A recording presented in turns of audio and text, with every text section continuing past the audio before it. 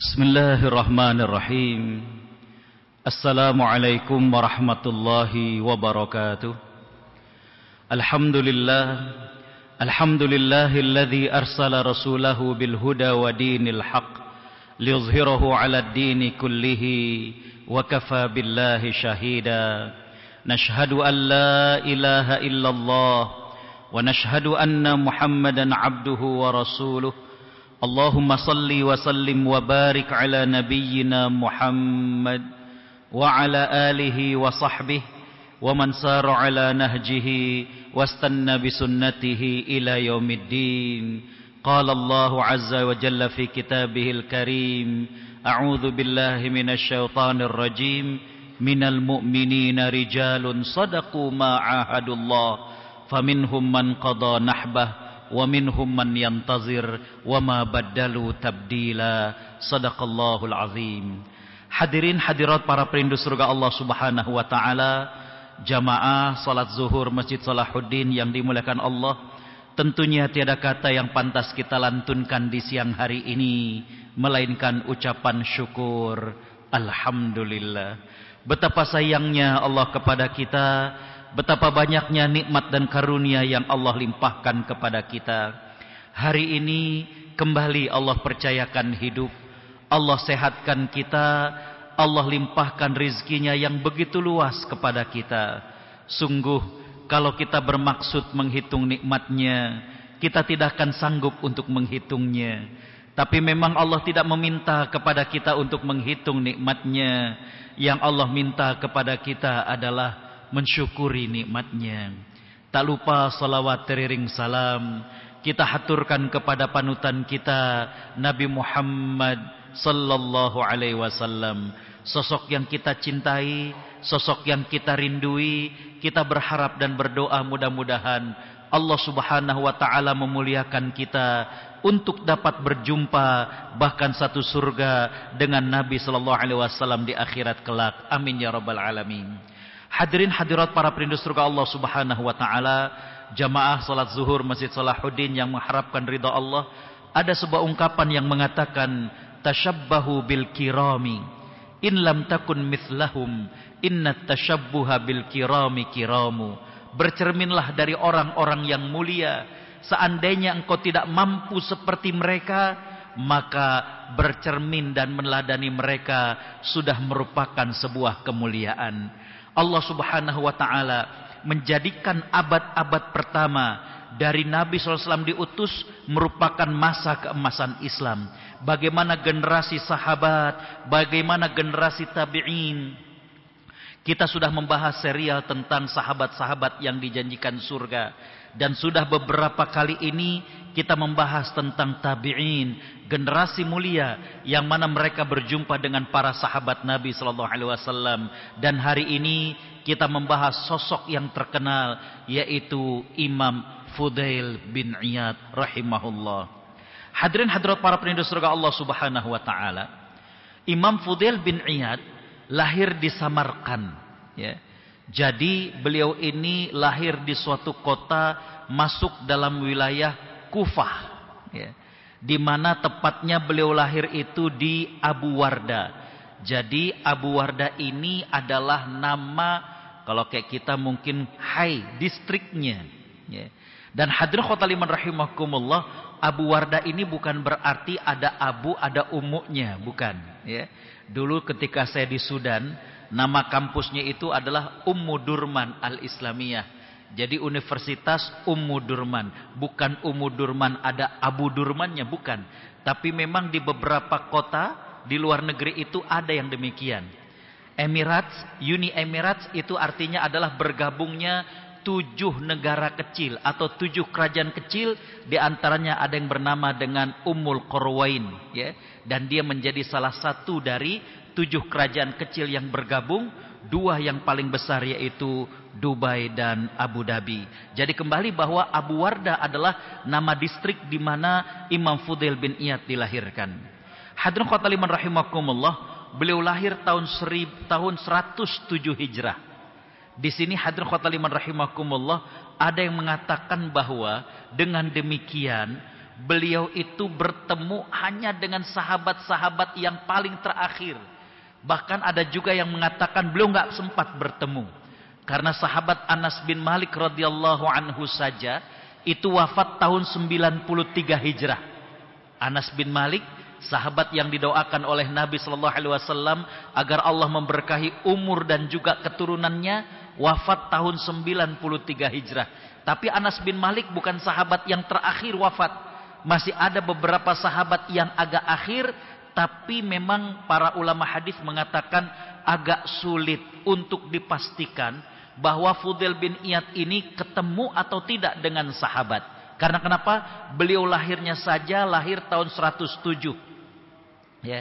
Kalau misalkan ada sahabat yang wafat di awal-awal tahun 100-an, dia juga masih bayi, jadi belum bisa untuk meriwayatkan hadis dari sahabat. Sehingga dengan demikian banyak para ulama hadis yang memasukkan beliau dalam kategori tabi'ut tabi'in, generasi di bawahnya tabi'in. Baik, hadirin khotaliman rahimakumullah, beliau satu masa dengan Imam Malik, satu masa dengan Imam Sufyan bin Uyainah, dan juga Abdullah bin Mubarak. Bahkan Imam Abdullah bin Mubarak ahli hadis itu belajar daripada Al-Fudail bin Iyad. Hadirin hadirat para perindu surga Allah Subhanahu wa taala. Allah Subhanahu wa taala memberikan hidayah kepada hamba yang Allah kehendaki. Begitu juga Allah memberikan hidayah kepada Fudail bin Iyad. Ternyata kalau kita buka dalam buku-buku berkaitan tentang biografi para tabi'in dan tabi'ut tabi'in, Fudail bin Iyad itu sempat menjadi penyamun, ya.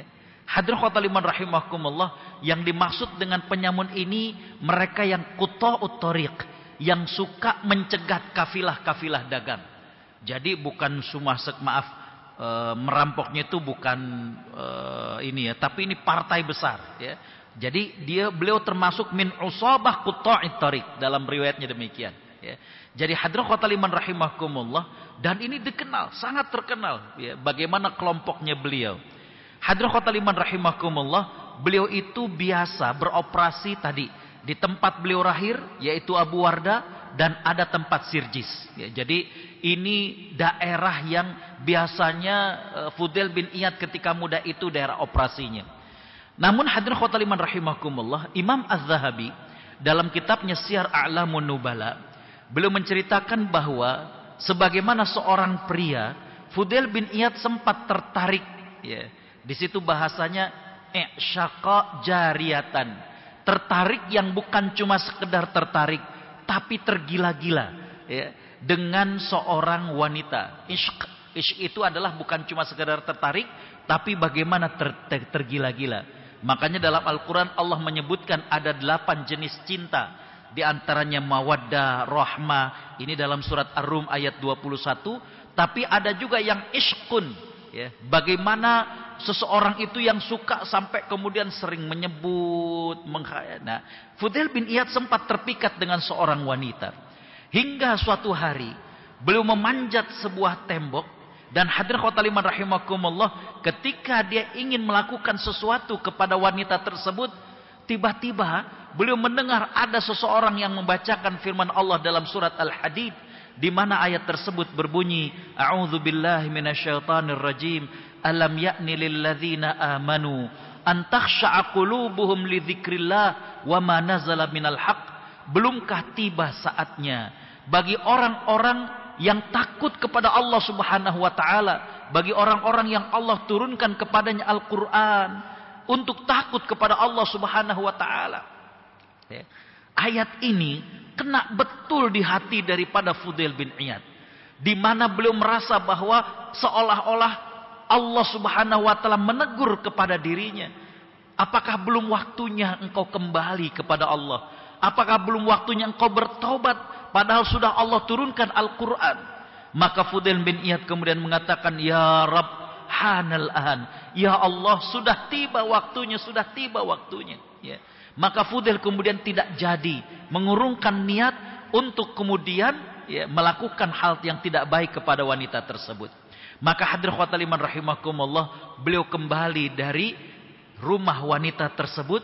Ketika beliau sedang berlindung, artinya beliau bersembunyi, tiba-tiba hadirin khotaliman rahimakumullah, datang tadi, ya, sekelompok kafilah dagang, dan beliau mendengarkan dengan jelas dari telinga beliau bagaimana pembicaraan kelompok dagang ini, di mana hadirin khotaliman rahimakumullah, mereka saling berbicara, ayo kita jalan terus, jangan istirahat, ya. Kata yang lain, hadirin khotaliman rahimakumullah, iya betul, pokoknya kita jalan terus sampai pagi, agar jangan sampai kemudian kita ketemu dengan yang namanya Fudail bin Iyad. Ya.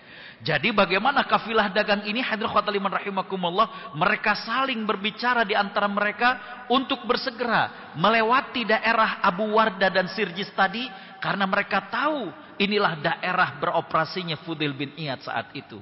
Ketika mendengar bahwa orang-orang dalam kafilah itu takut dengan dirinya, takut dengan kejahatan dirinya, maka Fudail bin Iyad kemudian mengatakan, ya Allah, aku melakukan kejahatan yang membuat orang-orang muslim tidak aman dengan diriku. Ya Allah, sungguh aku bertaubat kepadamu. Subhanallah. Ya. Hadirin khotaliman rahimakumullah, Allah subhanahu wa ta'ala kalau sudah memberikan hidayah kepada seseorang, ini kadang di luar daripada apa yang dibayangkan oleh manusia. Saya berjumpa dengan seorang imam di Amerika, Imam Joban namanya. Beliau pendakwah asal Kerawang. Ya. Dakwah beliau itu sebenarnya luar biasa. Tidak kalah terkenalnya dengan ustadz yang lain yang cukup famous di Amerika. Imam Joban ini tinggalnya di Seattle, Washington State, bukan Washington DC. Ya. Hadirin khotaliman rahimakumullah, beliau cerita, beliau suka menjadi chapel. Chapel ini adalah pendakwah ke penjara-penjara. Ya. Hadirin khotaliman rahimakumullah, di mana ya, di antara yang beliau suka temui itu adalah bukan saja tahanan, tapi juga para tentara. Ya. Ada seorang tentara yang menceritakan bagaimana beliau masuk Islam ketika perang Teluk terjadi. Ya. Bagaimana hadirin khotaliman rahimakumullah, Amerika Serikat membuat pangkalan militer di dekat Jeddah. Nah, para tentara ini, sebagaimana juga orang-orang di Arab, itu kalau hari Jumat mereka libur. Maka para tentara ini diajak untuk pergi ke Corniche. Jadi kayak macam city town-nya di sana. Ya. Mereka diturunkan dari bis dan mereka dipersilakan, mereka bisa makan, mereka bisa jajan, mereka bisa beli macam-macam. Ada seorang tentara yang dia masuk ke toko kaset. Dia pilih-pilih kaset. Hingga kemudian dia sudah dapat, dan ketika hendak membayar di kasir, ternyata waktu sudah mendekati sholat Jumat. Yang menarik, kasir mengatakan, udah nanti saja setelah sholat Jumat. Dia bingung, dia mau bayar. Sama kasir ditolak karena katanya dia ingin sholat Jumat. Akhirnya ditanya, ya, bahwa Friday prayer itu apa, sholat Jumat itu apa. Ini orang Arab juga bingung. Ya. Dia nerangin sholat Jumat kepada orang Barat ini bagaimana? Akhirnya dengan sederhana dia mengatakan, saya mau ketemu sama Tuhan saya. Tentara Amerika ini akhirnya keluar, duduk di bangku di dekat Corniche. Dia kemudian merenung, hebat betul Tuhannya orang Muslim ini. Duit sudah tinggal diterima, ditolak karena mau ketemu sama Tuhannya. Ada janji sama Tuhannya. Di situ dia merenung, kok berbeda dengan agama saya. Allah memberikan hidayah, kemudian orang ini masuk Islam. Jadi kembali hadirin khotaliman rahimakumullah, bagaimana hidayah itu Allah subhanahu wa ta'ala turunkan, kadang di luar dari apa yang kita bayangkan. Fudail bin Iyad oleh Allah subhanahu wa ta'ala dibukakan hidayahnya. Ketika dia ingin melakukan maksiat, dan kemudian dia mendengar bagaimana ada seseorang yang membaca firman Allah, yang seolah-olah menegur kepada diri kita. Ya. Yang seolah-olah menegur kepada diri daripada Fudail bin Iyad. Inilah yang menjadi awal titik balik daripada Fudail bin Iyad. Hadirin khotaliman rahimakumullah, sejak saat itu Fudail bin Iyad betul-betul bertaubat kepada Allah subhanahu wa ta'ala. Dia berubah menjadi seorang pribadi yang abid, ya. Menjadi seorang pribadi yang ahli ibadah. Bapak Ibu bisa bayangkan, yang tadinya berbagai macam dosa dia lakukan, ketika kemudian sadar, maka hadirin khotaliman rahimakumullah, beliau menemukan sebuah oase yang sangat luar biasa. Maka kebalikannya, setelah beliau kemudian hijrah, kalau istilah sekarang kita, setelah beliau kemudian mendapatkan hidayah, beliau adalah seorang yang ahli ibadah, seorang yang wara', seorang yang zuhud. Nah, hadirin khotaliman rahimakumullah, beliau menghabiskan waktunya di Kufah, tapi ya. Kemudian beliau hijrah dari Kufah dan menetap di Makkah, ya. Makanya hadirin khotaliman rahimakumullah, beliau yang dikenal dengan Abidul Haramain, sebagai ahli ibadah di dua tanah haram, yaitu Masjidil Haram dan Masjid Nabawi. Beliau juga belajar dari banyak ulama besar. Hadirin khotaliman rahimakumullah, tadi saya buka kitab Syiar A'lamun Dubala karya Imam Az-Zahabi. Beliau ini belajar dari berbagai macam ulama, ya. Baik ulama yang ada di Kufah, Bapak Ibu bisa bayangkan, dulu Kufah, Baghdad ini menjadi pusat daripada keilmuan, di mana hadirin khotaliman rahimakumullah, bagaimana sahabat Abdullah bin Mas'ud yang kemudian hijrah ke Baghdad dan kemudian mengajarkan di sana. Bagaimana murid-murid dari Imam Abu Hanifah An-Nu'man.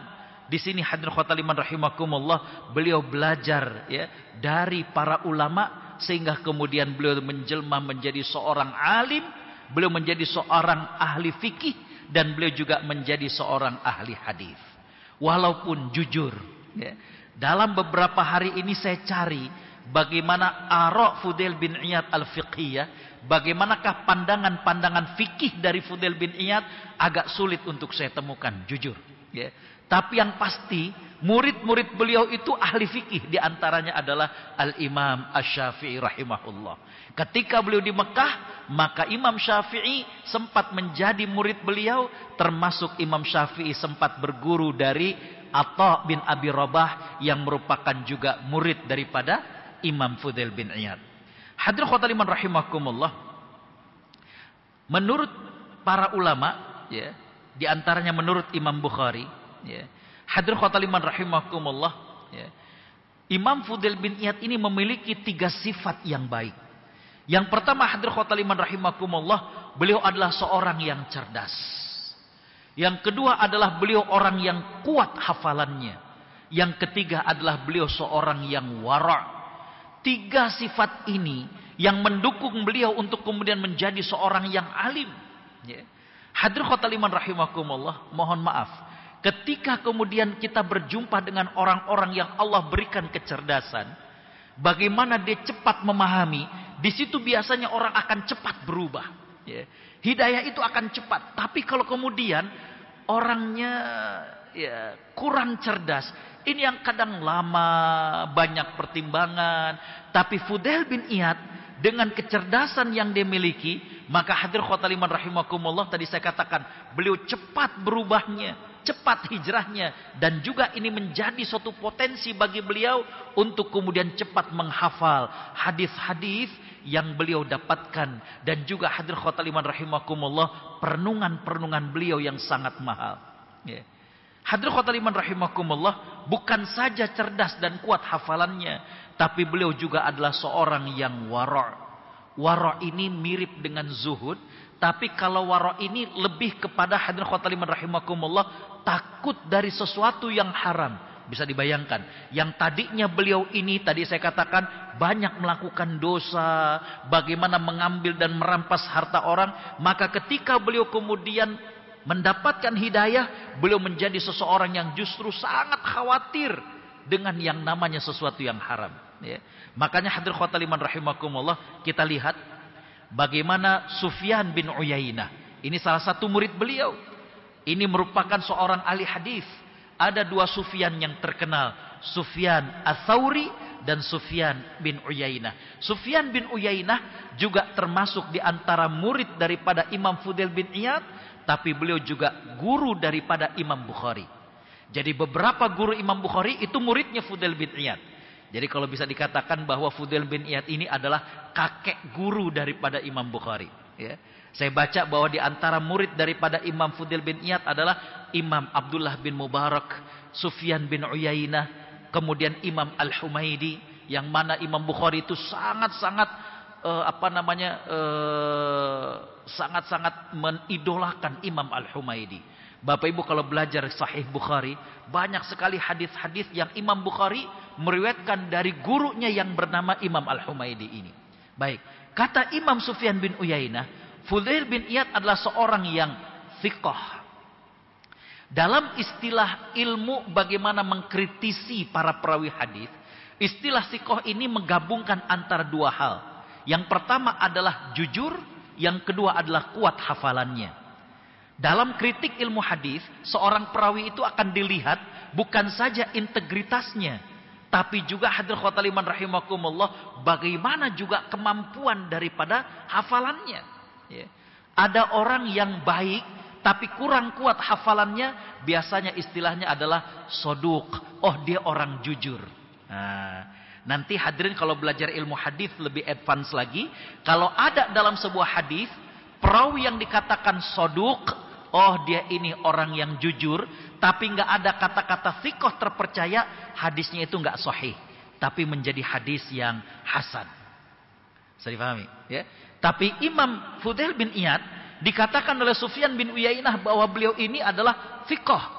Artinya selain beliau itu orang yang jujur, tapi beliau juga seorang yang kuat hafalannya. Dulu para ulama tahu dari mana kekuatan hafalan seseorang. Dites. Ya. Ada kalanya dites oleh para ulama lain. Seperti halnya Imam Bukhari. Beliau diminta menghadap 10 orang syekh. Dan masing-masing syekh memberikan 10 hadis. Dan hadisnya ini diacak perawinya.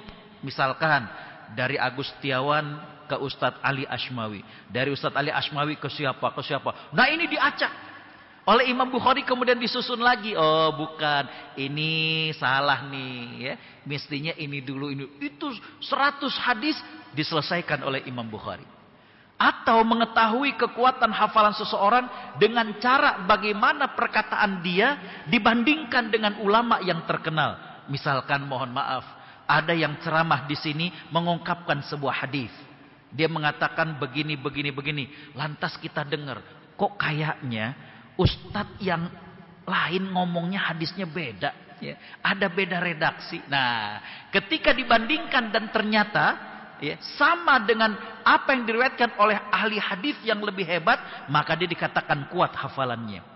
Tapi kalau kemudian ternyata beda, apalagi kemudian acak-acakan, berarti hafalannya lemah. Ya, baik. Hadirin khotaliman rahimakumullah, Imam An-Nawawi sebagai murid dari Imam Syafi'i, beliau berkomentar bahwa hadis-hadis yang diriwayatkan oleh Imam Fudail bin Iyad adalah sahih. Subhanallah.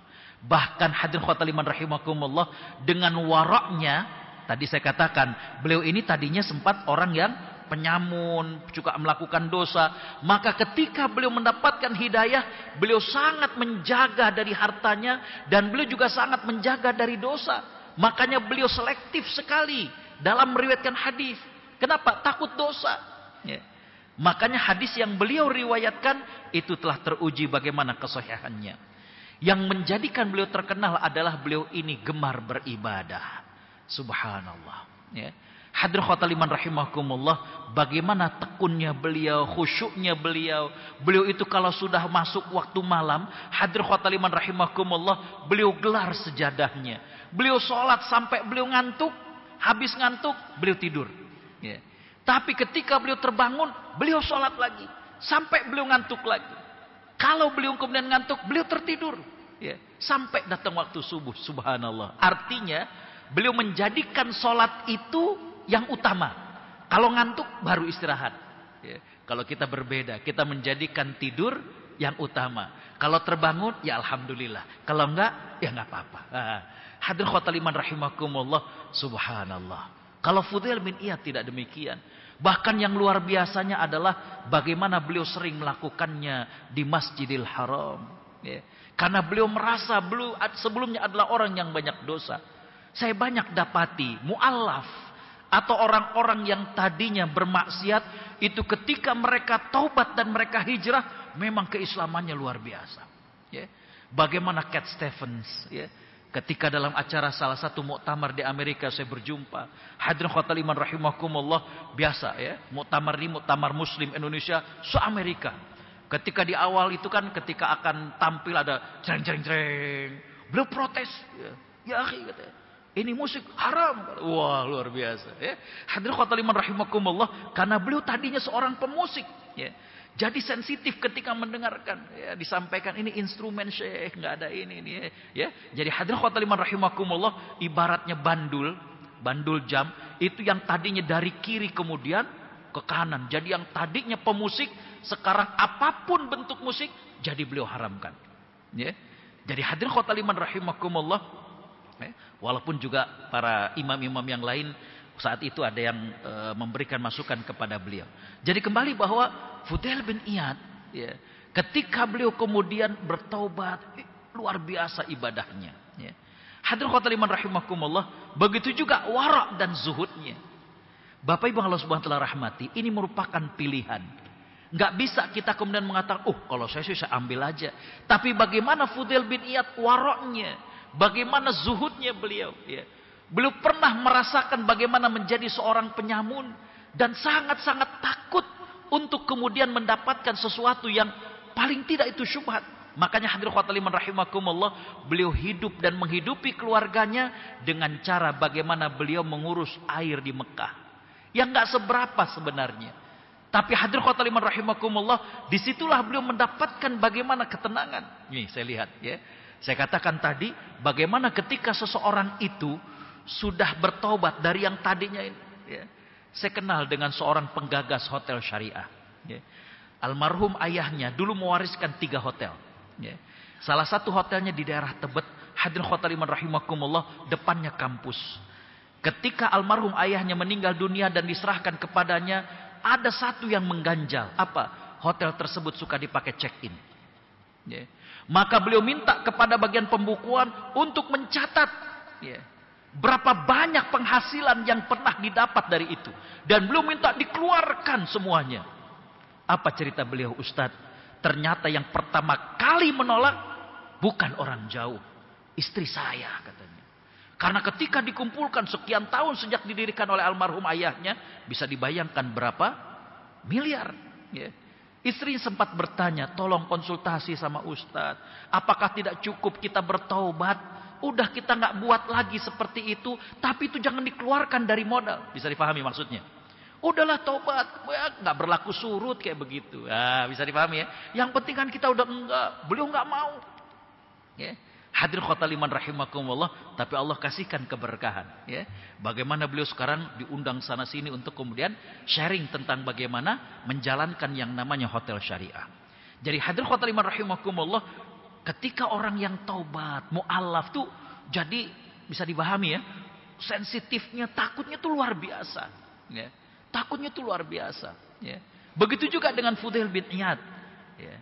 Mungkin ada sebagian kita yang mengatakan, kalau dikasih oleh khalifah, apalagi beliau adalah khalifah yang adil, Harun ar-Rasyid, dikenal sebagai khalifah yang jujur, dikenal sebagai khalifah yang baik. Beliau juga seorang khalifah yang punya penasehat agama. Siapa beliau? Imam Muhammad bin Hasan Asy-Syaibani. Salah satu dari 2 murid utama daripada Imam Abu Hanifah.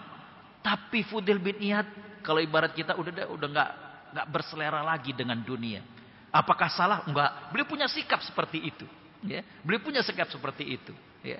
Nah, hadirin khotul iman rahimakumullah, kembali itulah zuhudnya daripada Fudail bin Iyad. Yang berikutnya hadirin khotul iman rahimakumullah, sesuatu yang diceritakan oleh Ishaq bin Ibrahim At-Tabari. Beliau mengatakan bahwa ya, Fudail bin Iyad ini dari wajahnya itu terlihat sebagai seorang al-bukaun, orang yang sering menangis. Ya. Kita kalau melihat wajah seseorang, ngelihat bagaimana guratan-guratan wajahnya, akan terlihat ada orang yang wajahnya itu kalau ngelihat kayaknya dia biasa tapi kayaknya senyum. Ya. Bagaimana Fudail bin Iyad, hadirin khotul iman rahimakumullah, orang melihatnya sebagai seorang yang mudah untuk sedih dan menangis karena Allah Subhanahu wa taala. Bahkan hadirin khotul iman rahimakumullah, yang menarik adalah Fudail bin Iyad kalau membaca Al-Qur'an, beliau baca perlahan-lahan. Begitu dihayati oleh Fudail bin Iyad. Ya. Ini keadaannya beliau. Hadirin khotul iman rahimakumullah, ini terakhir adalah kita akan coba lihat beberapa kalimat-kalimat yang beliau tinggalkan buat kita. Yang pertama, bagaimana kalimat beliau tentang ikhlas. Kata beliau, ya, tarkul amal min ajlin nas riya. Wal amalu min ajlin nas syirk. Ini menarik. Suatu pemahaman yang luar biasa. Kata beliau, meninggalkan amal soleh karena manusia, ini adalah riya. Tapi beramal karena niatnya manusia, justru ini yang namanya syirik. Maksudnya gimana? Hadirin khotal iman rahimakumullah, ya. Jangan sampai kita biasanya melakukan amal, tapi kemudian kita nggak beramal karena seseorang, terus kita sebut-sebut. Ya. Kita biasanya ya, malam itu ngaji, tapi kemudian datang mertua. Kita bilang, "Mah, ini biasanya saya ngaji ini cuma karena ada mamah aja." Enggak. Justru ini riya, kata beliau. Ya. Kalau memang itu menjadi sebuah kebiasaan, lakukan. Ya. Kalau memang ternyata ada mertua, ada orang yang kita segani, tanpa harus kemudian kita menyampaikan kepada mereka. Bisa dipahami? Ya. Jangan sampai kalau kayak kita seolah-olah jadi kayak cari muka. Pak, ini sesi sebenarnya habis zuhur kajian cuma karena bapak datang aja. Oh, nggak perlu diungkapkan begitu. Ya. Meninggalkan amal soleh yang biasa dilakukan dan kemudian disebutkan, kata beliau bisa masuk ke dalam hal yang riya. Ya. Ya. Mohon maaf, apalagi yang amal soleh yang biasa kita lakukan. Ya. Kalau kemudian kita tinggalkan karena orang, apalagi kemudian kita ceritakan, kata Imam Fudail bin Iyad, khawatir ini bisa masuk ke dalam riya. Tapi kalau kemudian beramal karena orang, karena manusia, justru ini yang namanya musyrik. Yang kedua, hadirin khotal iman rahimakumullah, bagaimana kalimat beliau tentang tawadhu'. Ya. Kata beliau, tawadhu itu bukan cuma sekedar orang nunduk, nggih, sumuhun, ya. Tapi bagaimana tawadhu itu kita tunduk mengakui sebuah kebenaran. Ya. Hadirin khotal iman rahimakumullah, ini tentu pengalaman batin dari beliau. Ya. Mungkin beliau dapatkan ada orang yang kelihatannya kayaknya bersahaja, tapi sulit untuk menerima kebenaran. Justru yang kayak begini menurut Imam Fudail bin Iyad bukan orang yang tawadhu. Ya. Orang yang tawadhu itu ketika tahu kebenaran, dia terima.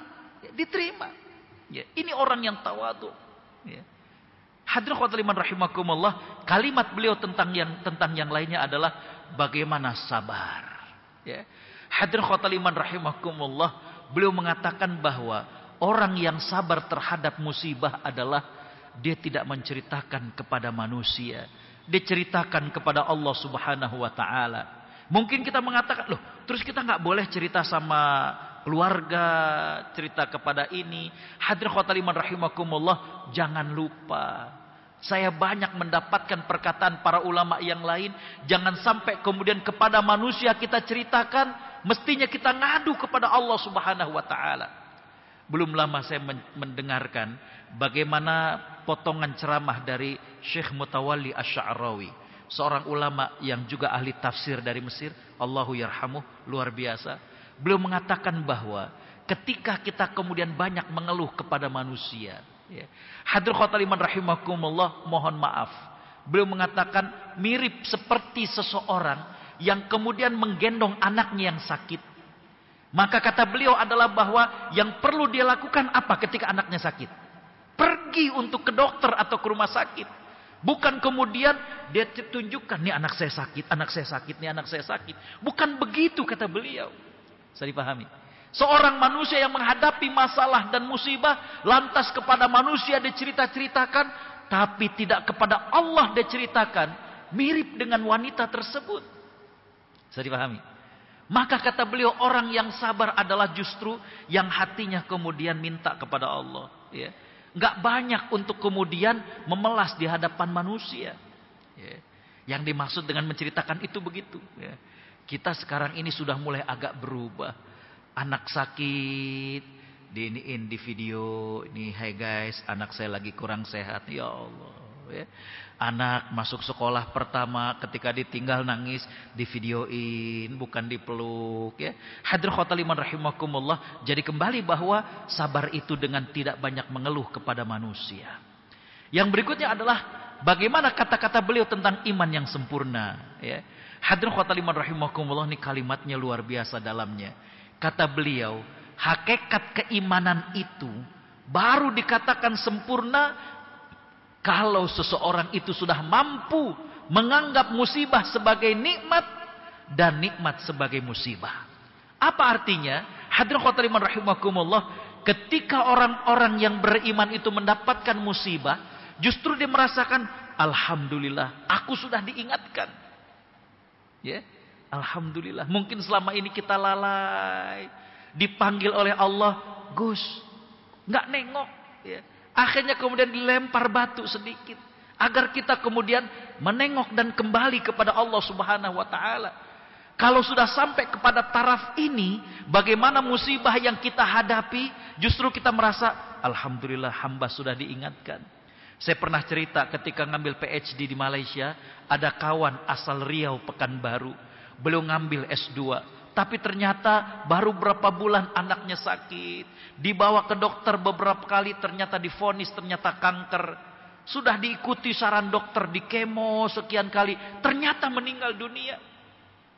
Saya yang hadir waktu itu pertama kali dengan istri. Karena diminta untuk memandikan dan mengkafankan. Saya tanya, apa kira-kira hikmahnya? Beliau diam. Beliau kemudian mengatakan, mungkin saya sudah lama tidak menangis karena Allah, Ustaz. Hidup saya mengalir.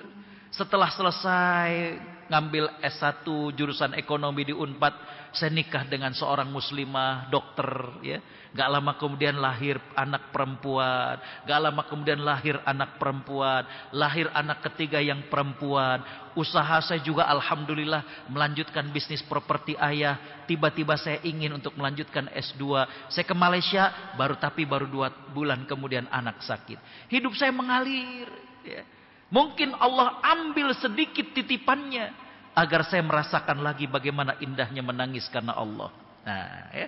Kadang Allah ambil titipannya, bukan Allah zalim, tapi agar kita kembali kepada Allah. Jadi kembali kata beliau, bagaimana keimanan yang sempurna itu kalau kemudian kita dapat musibah tapi kita mengatakan alhamdulillah. Kenapa? Kita sudah diingatkan.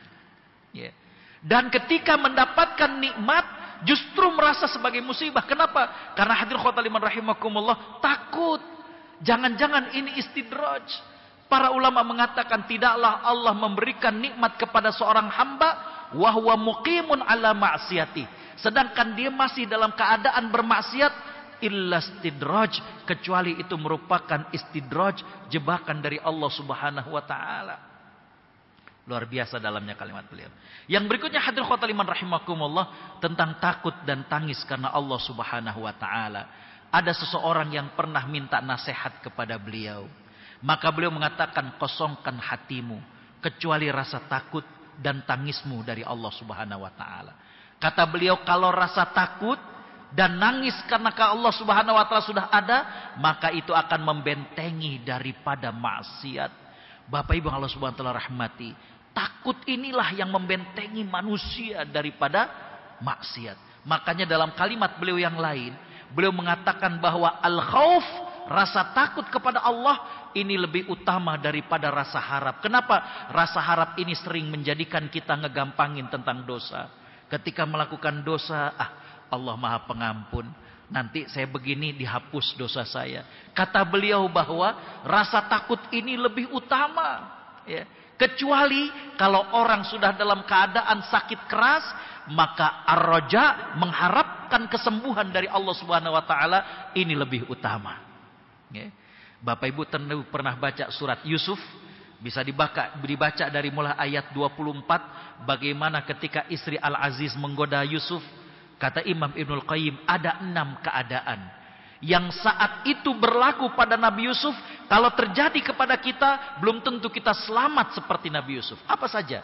Ketika Nabi Yusuf digoda oleh istri Al-Aziz. Yang pertama, Nabi Yusuf itu masih remaja. Fantasinya, daya khayalnya itu masih luar biasa. Ya. Kalau kita saat remaja digoda seperti itu, belum tentu kita selamat seperti Nabi Yusuf. Ya. Saya lupa tahun berapa diundang ke Australia. Hari pertama, kedua, ketiga bulan Ramadan yang mengantarkan sahur dan berbuka puasa dari orang-orang Minang. Santen-santen, ya. Ketika tarawih malam keempat, saya mengatakan, Bapak Ibu, mohon maaf. Alhamdulillah tiap hari ada yang nganterin sahur dan berbuka. Cuma udah 3 hari ini sahur dan berbuka itu santen-santen. Saya senang yang bening-bening, ya. Selesai itu saya ceramah, hadirin khotal iman. Ketika selesai, saat saya mau keluar, di pintu keluar duduk anak-anak remaja. Itu pas saya mau keluar dari masjid, kompak anak-anak itu pada ngegoda saya. Apa kata mereka? Ustadz senang yang bening-bening nih. Innalillahi. Padahal kan saya bilang 3 hari sahur dan berbuka makannya santan-santan. Saya suka yang bening-bening, maksudnya sayur bening. Tapi kalau remaja nggak boleh dengar suka yang bening-bening. Ya.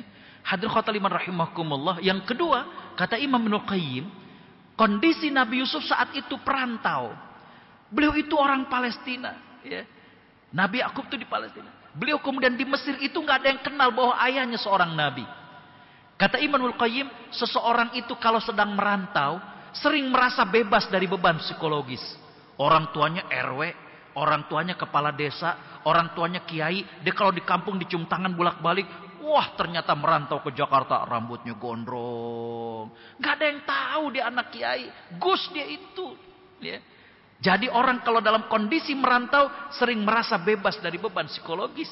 Kalau itu terjadi kepada kita, belum tentu kita selamat. Yang ketiga, ya, hadirin khotaliman rahimakumullah, bahwa wanita tersebut sudah sangat ingin. Makanya ayatnya wa ghallaqatil abwab, mengunci dalam bahasa Arab ghallaqa. Ghallaqa ada tambahan lam di situ. Ya. Dalam ilmu tafsir dikatakan ziyadatul mabna tufidu ziyadatul makna. Adanya penambahan huruf menunjukkan adanya penekanan arti. Jadi maksudnya wa ghallaqa bukan cuma sekedar mengunci, tapi memastikan keadaan itu aman. Biasanya orang-orang pembesar dulu di depan atau di dalamnya suka ada dayang-dayang yang ngipas atau ngejaga. Menurut riwayat ini sudah disuruh keluar semuanya. Ya. Kalau kita sekarang CCTV-nya udah dimatiin dulu. Ya. Begitu niatnya. Ya. Dan yang berikutnya hadirin khotaliman rahimakumullah, yang ngajak maksiat ini siapa? Istri Al-Aziz. Al-Aziz ini sudah membeli Nabi Yusuf. Bapak Ibu yang biasa bekerja dalam sebuah instansi, kita sungkan dengan atasan. Betul? Ini bukan cuma sekedar atasan atau majikan. Tapi diri dia sudah dibeli oleh suami perempuan tersebut. Lihat bagaimana beban mental ketika menolak untuk diajak hal yang tidak baik. Dan yang terakhir adalah dalam riwayat bahwa istri Al-Aziz itu cantik jelita. Udah cantik, dia yang kepengen, keadaan mendukung. Si remaja, gak ada yang kenal dia anak kiai. Waduh, kalau itu terjadi kepada kita, kata Imam Ibnul Qayyim. Tapi lihat, di ujung ayatnya bagaimana? Walaqad hammat bihi wa hamma biha laula an ra'a burhana rabbih. Perempuan tersebut sudah ingin kepada Nabi Yusuf. Nabi Yusuf juga sebagai laki-laki ada perasaan suka, tapi dia melihat takut kepada Allah Subhanahu wa taala. Rasa takut inilah yang menghalangi dari maksiat. Baik, hadirin khotaliman rahimakumullah, yang berikutnya adalah beliau mengatakan, ya, manusia yang paling dekat dengan pada Allah adalah yang paling takut tadi saya katakan. Ya. Karena dengan takut ini, ya, takut kalau sampai dalam masalah ibadah Allah nyari. Ya. Bagaimana di Masjid Salahuddin, nih kok nggak ada si fulan, ya. Padahal kantornya di sini, kantornya di depan, loh kok nggak ada dia sholat subuh di sini, takut. Ya. Kalau saat-saat ibadah Allah tidak menemukan dirinya, takut juga kalau sampai ada suatu maksiat, ternyata di kedapatan maksiat. Inilah orang yang dekat dengan Allah. Karena kenapa? Orang yang nggak takut berarti nggak merasa diawasi, bahkan tidak merasa dekat dengan Allah. Hadirin khotaliman rahimakumullah, yang berikut yang menarik adalah bahwa beliau mengatakan, kalau aku punya doa yang akan dikabulkan, itu aku akan pakai untuk mendoakan memiliki penguasa yang soleh. Kenapa? Karena hadirin khotaliman rahimakumullah, kalau doa itu mustajab aku gunakan untuk diri sendiri, pengaruhnya sedikit. Tapi kalau itu aku doakan untuk memiliki seorang pemimpin yang soleh, maka pengaruhnya itu akan besar bagi rakyat dan negeri. Lihat, ya, bagaimana pemahaman beliau. Yang terakhir hadirin khotal iman rahimakumullah, ya, bagaimana beliau wafat di Mekah. Usianya 80 tahun. Dan hadirin khotal iman rahimakumullah, banyak sekali kalimat-kalimat beliau yang menjadi torehan tinta emas hingga sekarang ini. baik yang berkaitan tentang akhlak, baik yang berkaitan tentang tauhid, maupun berkaitan dengan yang lainnya.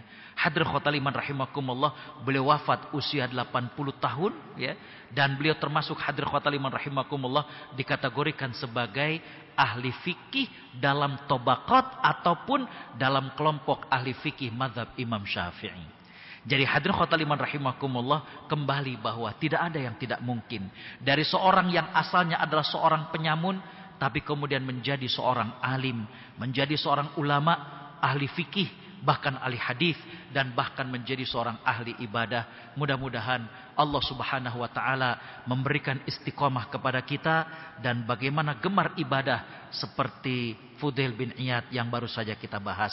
Akhirnya waktu juan memisahkan kita akhiri dan kita tutup dengan membaca tasbih kafaratul majlis. Subhanaka Allahumma wa bihamdika asyhadu an la ilaha illa anta astaghfiruka wa atubu ilaik. Wassalamu alaikum warahmatullahi wabarakatuh.